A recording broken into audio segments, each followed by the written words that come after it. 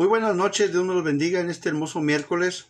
Hoy me ha tocado compartir y quiero compartir esta reflexión de 2 Samuel, capítulo 6, versículo del 1 en adelante.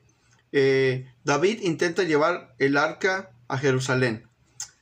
David volvió a reunir a todos los escogidos de Israel, 30,000.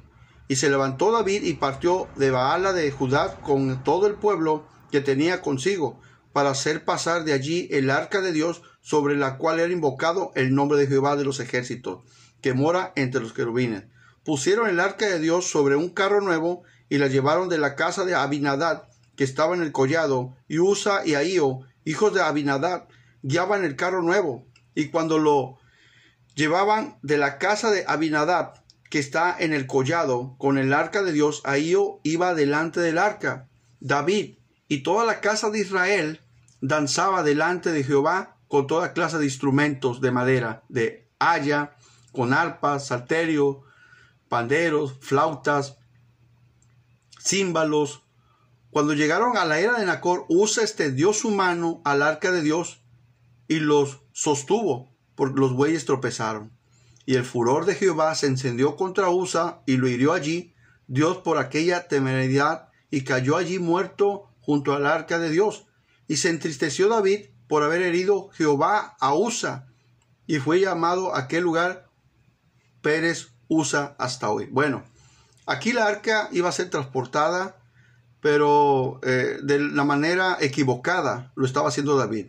Los filisteos, cuando conquistaron a Israel en aquella batalla, cuando los hijos de Elí murieron, los filisteos transportaron el arca de Dios en una carreta.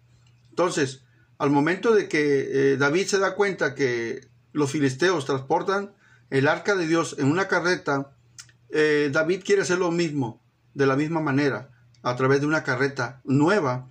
Pero David quiso inventar algo nuevo, pero no era de esa manera en la cual Dios por eso mató a Usa.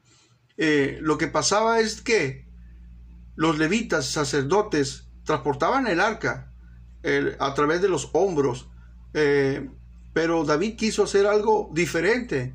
Pensó, quizás si lo hago de esta manera, pues puedo ser más correcto. Pero Dios siempre tiene algo específico, cómo hacer las cosas. Amén. Así que voy a seguir leyendo. Gloria a Dios. Bueno, se entristeció David porque Usa era un hombre que estaba sirviendo al rey, que estaba sirviendo a que la carreta no le pasara nada, que el viaje fuera seguro, pero como decía anteriormente, no era de la manera correcta. Entonces, por eso es que Dios mató a Usa, porque no era de la manera correcta en lo cual él tenía que transportar la arca de Dios. Entonces David se entristece y dice, ¿cómo es posible de que Jehová Dios mate a Usa, siendo un hombre que estaba sirviendo? Pero David era un hombre guerrero, un hombre que había luchado, que tenía muchas guerras. Entonces él quiso hacerlo a su manera, ¿verdad?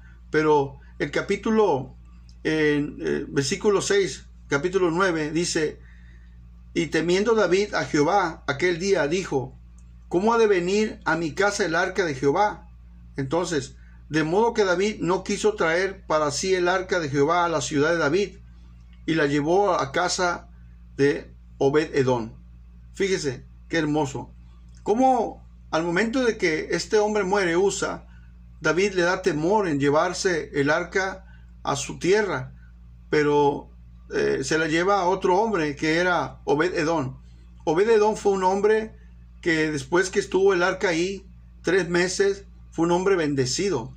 El arca representa la presencia de Dios, así que es necesario que todos tengamos la presencia de Dios en nuestra casa, que la presencia de Dios vaya con nosotros en cualquier lugar, que la presencia de Dios habite en nosotros, porque la presencia de Dios en el Antiguo Testamento, el arca representaba la presencia de Dios, y en el Nuevo Testamento Cristo murió, Cristo vino a esta tierra con ese propósito. Amén. Él vino a esta tierra, Él murió por nuestros pecados, pero resucitó. En el momento de haberse ido al cielo de nuevo, Él dejó al Espíritu Santo.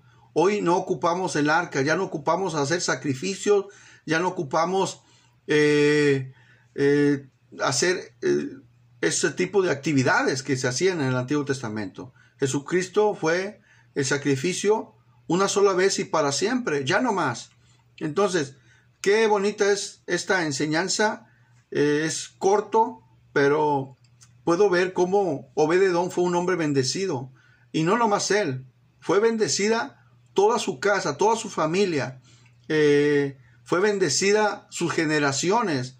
Y se habló mucho, en la palabra de Dios se habló mucho de Obed-Edom, porque era un hombre que era un hombre servicial, un hombre íntegro, un hombre sincero, un hombre humilde, un hombre que pues participó de ese momento tan preciso, tan hermoso. Amén. Entonces dice que el 11 dice: y estuvo el arca de Jehová en casa de Obed-Edom Geteo 3 meses, y bendijo Jehová a Obed-Edom y toda la casa. Qué hermoso es traer la presencia de Dios a nuestra casa. Cuando nosotros nos entregamos de todo corazón, cuando nosotros oramos a nuestro Padre Celestial, que Él habite en medio de la alabanza, que cuando vayamos a la casa de Dios, nosotros nos gocemos, no tanto por quien cante, quien toque, sino porque los levitas tienen que bajar la presencia de Dios. Los levitas tienen que vivir en santidad. Los levitas son los que van delante, luchando contra las huestes espirituales, contra los gobernadores de la tierra. Entonces, nosotros como iglesia vamos respaldando y vamos orando y vamos gozándonos. Es importante que cuando vayamos a la iglesia, que sentir la presencia de Dios. Si no has sentido la presencia de Dios, preocúpese. Es tiempo de buscar la presencia de Dios, más en estos tiempos.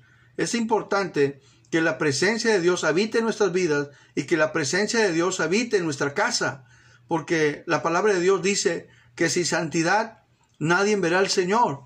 Entonces, es necesario que la santidad en nuestras vidas pueda reflejarse. Amén.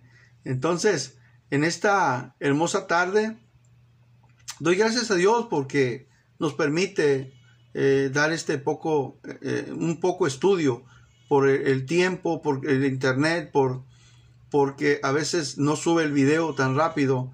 Pero bueno, esta reflexión hoy te la doy, la puedes leer en tu casa, y que Dios te bendiga, Dios te guarde en este día, y sigue adelante buscando la presencia de Dios, porque es lo más hermoso que puede haber. Amén. Dios te bendiga.